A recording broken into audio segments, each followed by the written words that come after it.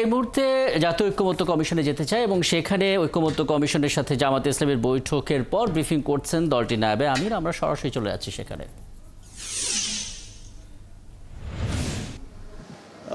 সদস্যদেরকে নিয়োগ করবেন এককভাবে। আমরা বলেছিলাম যে এটা একটা কমিটি থাকবে, চিফ অ্যাডভাইজার নিয়োগ ওই কমিটির সাথে পরামর্শ করেই চিফ অ্যাডভাইজার বাকি অ্যাডভাইজারদেরকে নিয়োগ দান করবেন। অনেক আলোচনা হয়েছে, পরে আমরা এটা ওনাদের সাথে একমত হয়েছি যে চিফ অ্যাডভাইজারকেই এই অথরিটিটা দেওয়া দরকার। এবং আগে ওইটা হয়েছে কারণ ওনার যে ওয়ার্কিং টিম থাকবে সেটা সিলেকশনের ব্যাপারে যদি ওনার স্বাধীনতা না থাকে তাহলে মাত্র 3 মাসের একটা গভর্নমেন্ট এখানে নিজেদের ভিতরে যদি আবার ঐক্য না থাকে তখন স্পিড থাকবে না এবং যথাসময়ে নির্বাচন অনুষ্ঠান করা ডিফিকাল্ট হয়ে যায়। তো এই চুক্তিতে আমরা ওনাদের যে প্রস্তাবনা সেটাকেই আমরা গ্রহণ করেছি। একমতে পড়ছি তো প্রায় 127টার মতো জায়গা। 166 প্রপোজাল ছিল, মোর দেন 166 প্রপোজাল ছিল। তার মধ্যে আমরা 120-এর অধিক আমরা একমত হয়েছি। সবগুলো তো গণিয়ে আসছি না, দেখতে হবে। যেটা বললাম আজকে চিফ অ্যাডভাইজারের অন্যান্য অ্যাডভাইজার নিয়োগের ক্ষেত্রে যেটা ছিল সেটাতে আমরা একমত হয়েছি। চিফ অ্যাডভাইজার কীভাবে গঠন হবে,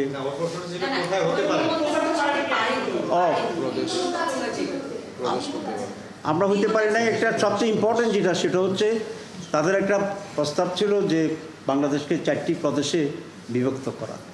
আমরা এটার সাথে দ্বিমত পোষণ করেছি। দি গ্রাউন্ড ওয়াজ দ্যাট অনেক পজিটিভ দিক আছে, কিন্তু সবচেয়ে বেশি ডেঞ্জার বা আমরা যেটা আশঙ্কা করি সেটা হচ্ছে বাংলাদেশের সিকিউরিটির ইস্যু।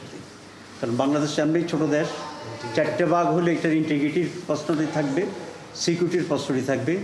এবং আমাদের দেশটা প্রায় সবটাই আমাদের প্রতিবেশীরা, একটা বড় দেশেই শুধুমাত্র এটার প্রতিবেশী আছে।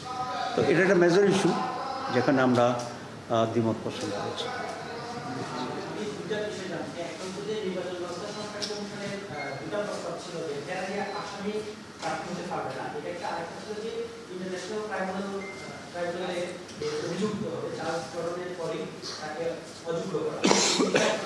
না, এখানে দুটো বিষয় আমরা বলেছি পরিষ্কার করে। একটা হচ্ছে সাধারণভাবে কোনো ব্যক্তি 2 বছরের বেশি যদি ফৌজদারি অপরাধে কনভিক্টেড হয়, এটা আগে থেকে ট্রেডিশনাল, মানে he or she will not be eligible to run the election. আরেকটা প্রশ্ন আসছিল যে যারা মানবতা বিরোধী অপরাধ করেছে তাদের বিরুদ্ধে প্রসিডিং শুরু হলে, চার্জশিট যদি হয়ে যায় তখন তারা আর দাঁড় করাতে পারবে না। যদিও সাধারণ আইনের নিয়ম হচ্ছে যে একটা লোককে মামলা দিলেই যে অযোগ্য হবে তা না, কনভিক্টেড হলেও অযোগ্য হবে। কিন্তু এখানে ওনারা আর্গু করেছিলেন যে এটা তো একটা মানবতা অপরাধটা একটা ভিন্ন ধরনের অপরাধ, এটা সাধারণ ক্রাইম না।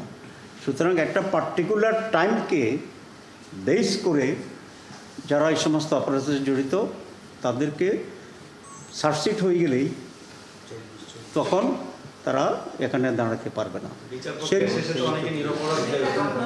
আমি বলতে দিই জি না, আমরা আমাদের প্রস্তাবনাটা ছিল যে শাস্তি পাইলেই তাকে অযোগ্য ঘোষণা করা। কিন্তু ওনারা সিরিয়াসলি আর্গু করেছেন যে মানবতা বিরোধী অপরাধটা অন্যান্য অপরাধের মতো না। সাধারণ অপরাধে, ক্রিমিনাল অপরাধের জন্য 2 বছরের হলেই তারা পারবে না, কিন্তু এখানে 2 বছরকে ওরা শর্ত করেননি, যেহেতু ইসে মানবতা বিরোধী অপরাধ। এবং আপনারা জানেন যে 72-তে ওইরকম একটা আইন সংশোধন হয়েছিল, 73, যে সেখানকার যুদ্ধাপরাধী এবং মানবতা বিরোধী অপরাধ যারা করেছিল তাদের জন্য একই নেচারের আইন ছিল যে 2 বছর ক্রিমিনাল কেসের জন্য দরকার নাই, তাদেরকে হবে। এখানেও একটা পার্টিকুলার টাইমকে এখানে নির্ধারণ করে ওই একই ফর্মুলায় তারা অযোগ্য ঘোষণা করবেন। টাইমের ব্যাপারে সেটা আমরা আলোচনা করেছি।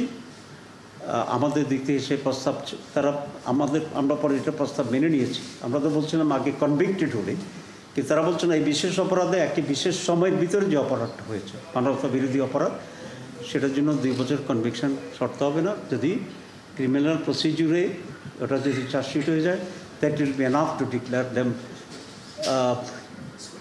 disqualified to contest the election. Thank you very much.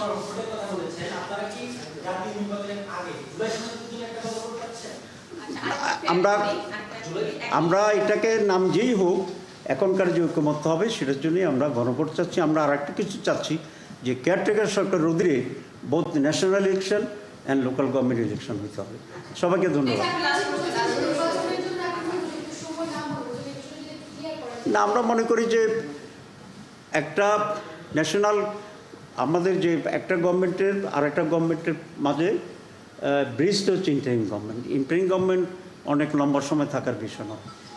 যেহেতু কিছু রিফর্ম আমরা চাচ্ছি, সেই জন্য আমরা মিনিমাম সময়টা যেটা হয় রিফর্ম করার জন্য অতটুকুই আমরা এলাও করব, এবং এরপরেই যত শীঘ্র সম্ভব নির্বাচন দিতে হবে। নির্বাচন may be the better solution for to bring the normalcy in the country in politics.